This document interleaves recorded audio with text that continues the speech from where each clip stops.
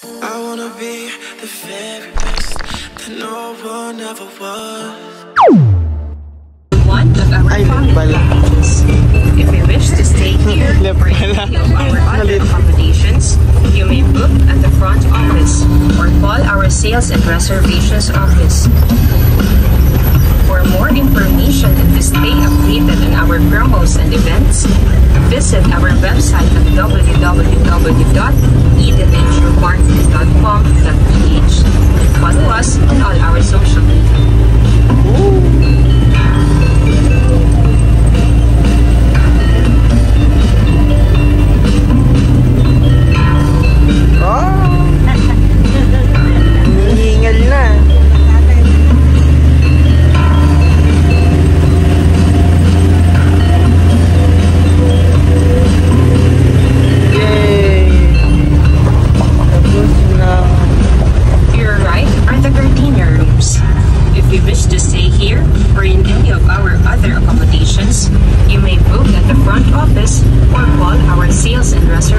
Office.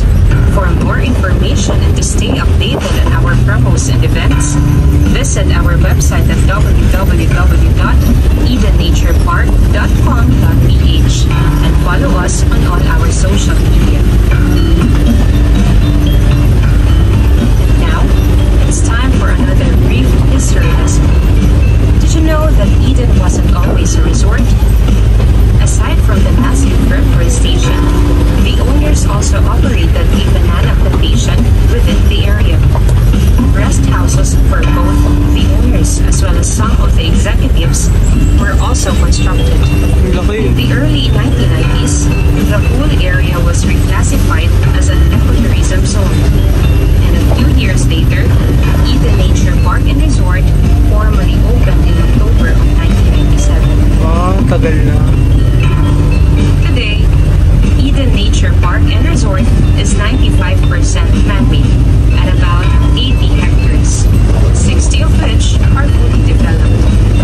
These developments include a total of 64 rooms and 4 family cottages, 6 seminar or function areas, several food and beverage outlets, including our main outlet, the Vista Restaurant, and so much more in the way of attractions and amenities.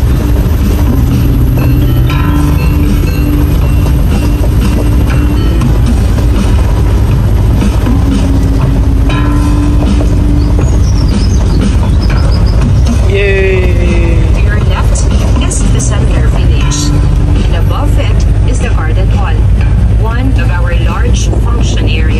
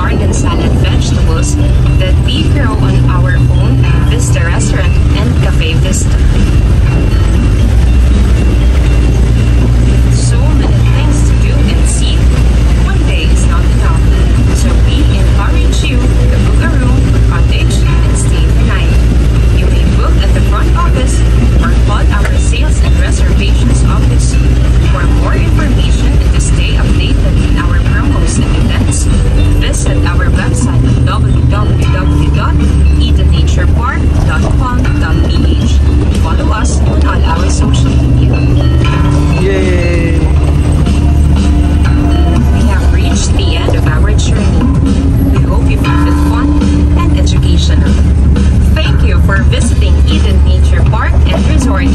We hope you come back soon. Mabuhay ug madayaw!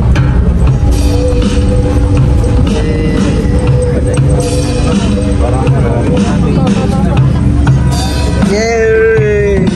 Thank you po. Okay. Yeah. Aray. Oh.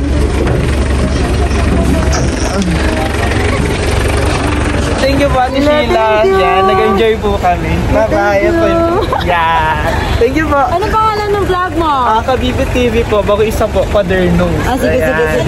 Dalawa po yan. Thank you po.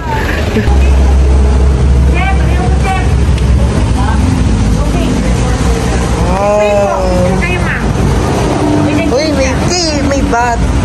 Birds yan. Ay, bird pala yun.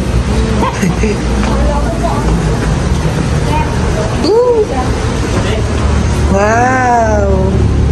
Pa-picture. Ooh! Sila. Ito yung lahat. Pwede sasayaw. 1942. World War II. So, pinipili ko agad dahil sa kanya, under the supervision ng mga ako. Nasagsakay ko na mag-observe ng temperature probe, nakita ko ito. And then after that, so, in-classify video. Ay, basa. That's why yung pathway ko inayon. Ay! Pero nag-overflow ko ito pag hindi na siya masyado nag-bounce na pag mamaya, mag-bounce na siya automatic. Kasi parang tayo, pero galing ko yun sa bundok. Yung ilaw, pinalitan na lang yan kasi dati sa'yo. And then may mga quarters inside, sir, ma'am. Ito yung meeting room. Meron talaga yung tunnel doon before, pero may close it kasi may mga residential. Picture na dyan, ma'am. 5 to 6 people yung kasi dito, ma'am. Except lang yung one. Actually, yung ano niya, mga rehas dati, kawayan. Pero yung liit na yan, ganyan talaga. Tapos, hindi siya straight line yung tunnel. Meron siyang mababang po. Tulungan. Pero po kayo dito ha, always wet siya ma'am kasi yung taas dito, bundok. Ngayon, magkakaroon siya ng mga mineral deposits. May mga stalactites na po dito. Kaya po. Uy! Feeling ko tangkad ko, oh. Ito, may mga mineral deposits. Ay. Nababa. Feeling to. Uy! Dandahan. Pero po lang po. Ito, may mga stalactites yan. Actually, maghabang pa ito kung mabili na yung kabila na. Kasi may 200 meters. Magkano po ba? Joke lang. Tapos yung ano, pag mag-exit na, iba na yung daanan. Eh nag-concentrate lang sila kasi ayaw bumili ng right of way nung sa kabila. Yung ibabaw nito po, Bill, mga residential na. Wala po, open po area ito, bundok lang. Hindi nilagyan na any construction sir kasi mag-erode. May tendency baka mag-collapse. Collapse na. Ay, may tao dyan. Pwede niya po gawin horror host. Asylum. Yun yung balcony na sinabi ko ng ikaling honor, pag mabili ka, ito po ninyo, pero sa hindi. Ito yung ammunition. Pasyo ng bala, baril. So, original. Diyan po nakuha sa pinto na yan, pero ngayon wala na yan lamin. So, we close it. Yung dati naman, ammunition po, mga stock po nila yung mga gamit. Picture po kayo dyan, ma'am. Sige, last portion. Opo.